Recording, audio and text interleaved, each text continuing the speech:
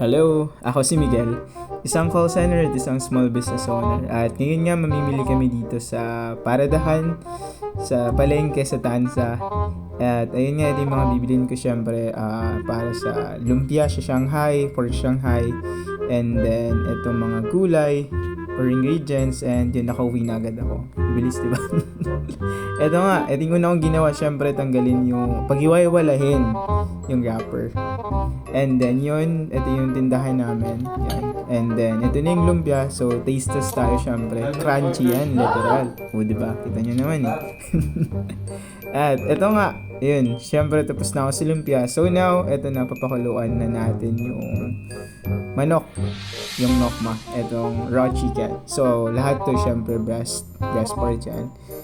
And siguro nabili ko dito around 2 to 3 kilos. Ganon.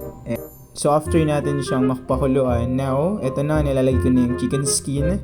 And then itong sibuyas bawang. And then yan, halo-halo lang natin.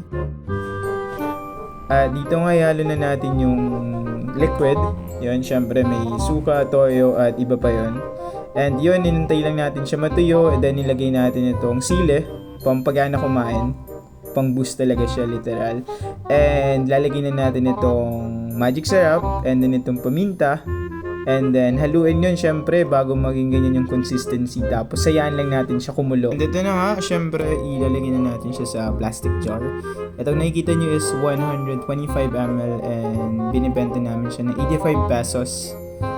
And nakikita nyo naman syempre hindi siya talagang literal na mantika or mas madaming mantika para magmukhang marami. No, it's literally madaming chicken. Yun yung kinagandahan. And so far, nakaka-third batch na kami. Itong video na to is second batch. And lahat sila syempre satisfied. Nagsusupply na din tayo sa Tapsilogan. That's one thing. That's good thing. And yun, hanggang dito muna ulit sa susunod na video ulit. Ako si Miguel. At paalam. Hanggang sa ulit.